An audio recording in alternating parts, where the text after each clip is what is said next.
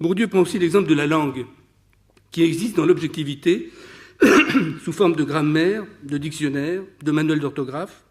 de recommandations gouvernementales, de professeurs de grammaire, etc. Mais elle existe aussi dans les structures mentales sous forme de dispositions à écrire de manière correcte, c'est-à-dire corrigée, et cela même chez ceux qui font des fautes d'orthographe et qui défendent mordicus l'orthographe. Outre cette débanalisation, Bourdieu va recourir à l'histoire, afin de surmonter l'amnésie des commencements, comme il dit souvent, qui est inhérente à l'institutionnalisation, car en revenant aux débats initiaux, on peut apercevoir que là où il est resté un seul possible perçu comme naturel, il y en avait initialement plusieurs. Bourdieu va donc procéder à la genèse de cette institution qu'est l'État, qui, comme toutes les institutions, existe sous deux formes, dans la réalité objective, dans l'objectivité du monde social, l'état civil, le code civil, un formulaire bureaucratique, des fonctionnaires, et dans les cerveaux des individus, dans la subjectivité des agents sociaux qui font l'histoire. Dans cette analyse de la genèse de l'État, qui fait l'essentiel du cours, Bourdieu va insister sur le rôle des juristes dans la construction de ce qu'il appelle, ou de ce qu'on peut appeler l'État de papier, c'est-à-dire l'État dans la construction de l'idée d'État. Avant que l'État existe, il y a tout ce travail des juristes qui sera le préalable à la construction d'un État réel avec sa bureaucratie, ses procédures, ses finances publiques, ses ministères. Donc créer l'idée même de service public, l'idée même de serviteur de l'État.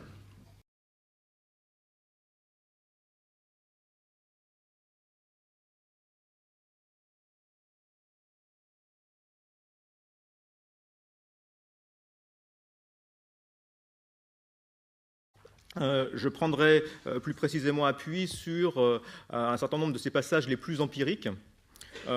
qui abordent la question de l'une de ces politiques, la politique du logement à laquelle il a déjà été fait allusion tout à l'heure, enquête qui est à peu près contemporaine des cours de Pierre Bourdieu sur l'État, ou en tout cas qui s'achevait au moment où il enseignait ses cours ici, et enquête sur laquelle Pierre Bourdieu revient à de très nombreuses reprises dans son ouvrage, dès le premier cours. Il revient également en toute fin de parcours dans sa dernière leçon. Je voudrais simplement, à titre de remarque préalable, indiquer que, à mon sens, ce travail sur la politique du logement, vous me démentirez si je me trompe, mais est assez peu cité, comparativement à beaucoup de travaux de Pierre Bourdieu. Il est assez peu cité par les sociologues qui se réclament de son cadre de travail, sans doute pour des questions d'objet, tout simplement, et il est encore moins cité par les chercheurs, qui, notamment en sciences politiques, s'inscrivent dans la spécialité qu'on appelle l'analyse des politiques publiques, alors qu'il y a là un exemple, me semble-t-il, j'y reviendrai, en tout cas une référence à partir de laquelle on peut se situer, mais dans ce domaine de recherche, aussi bien en France d'ailleurs qu'à l'étranger, ce travail de Pierre Bourdieu, qui est tout de même déjà maintenant ancien, n'est jamais véritablement utilisé, pas même sous l'angle des méthodes qu'il permet d'entrevoir pour objectiver l'espace des positions qui sont au principe de la production d'une politique. Et je voudrais tout simplement essayer de dire pourquoi, à mon sens, c'est un tort que de ne pas davantage utiliser à la fois dans la sociologie générale et dans l'analyse des politiques publiques ce type de travail, les perspectives qu'elle ouvre, et je voudrais essayer de dire en quelques mots pourquoi. Propos assez modeste, somme toute, qui reprend d'une certaine manière un certain nombre d'éléments de la démarche de Pierre Bourdieu dans son cours, c'est de partir aussi de choses très concrètes, apparemment sans grande importance théorique, mais à partir desquelles on peut tirer un certain nombre de fils qui renvoient à des problématiques, me semble-t-il, beaucoup plus générales. Alors, je ne vais pas faire un résumé de ce travail, vous le trouverez dans les publications antérieures et dans le cours, bien sûr. Je voudrais simplement rappeler, pour commencer très très brièvement, ce que fait Pierre Bourdieu dans ce travail sur la politique du logement, En fait, si j'ai bien compris dans la façon dont il en restitue lui-même la genèse, ce n'était pas un projet initial, c'est lorsqu'il travaillait sur en fait, le logement et le marché du logement qu'il s'est rendu compte que pour comprendre le fonctionnement de ce marché, qui est la particularité d'être très fortement encadré et structuré par l'État, y compris dans les interactions les plus quotidiennes et les plus banales en apparence entre un vendeur et un acheteur de maisons individuelles, eh bien, il fallait comprendre les règles qui structurent et préstructurent en quelque sorte à la fois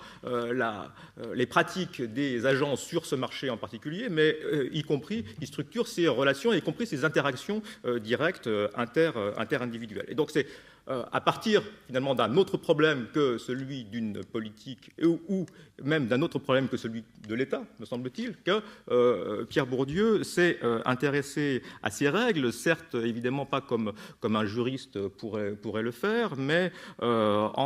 fidèle en cela à la méthode qu'il avait déjà très largement éprouvée, en restituant la genèse sociale de ces règles, c'est-à-dire en reconstituant finalement l'histoire sociale de l'espace au sein duquel ces règles et ces règlements sont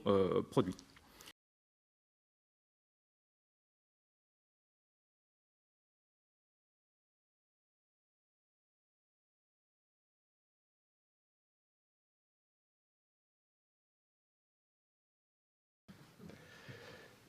It has been mentioned quite a few times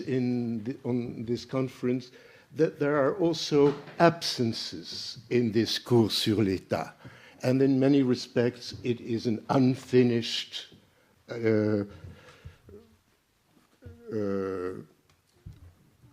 oeuvre opus on the state, and that especially there is a lack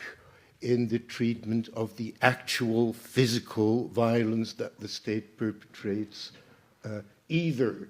because it's part of a system of competitive and potentially violent states, or at the same time because it monopolizes, or it ought to, the violence in order to discipline its own citizens.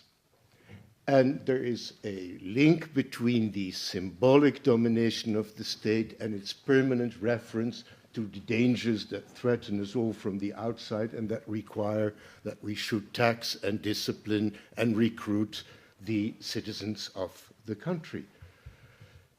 But I don't think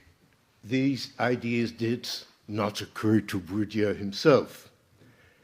I think he didn't get around to it in his lectures, and this may have been one reason why he decided not to publish them as a book at the time.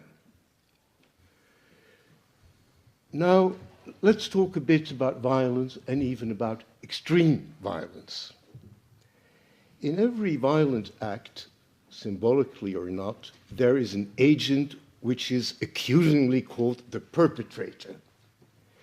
and the object of the act which is sympathetically called the victim.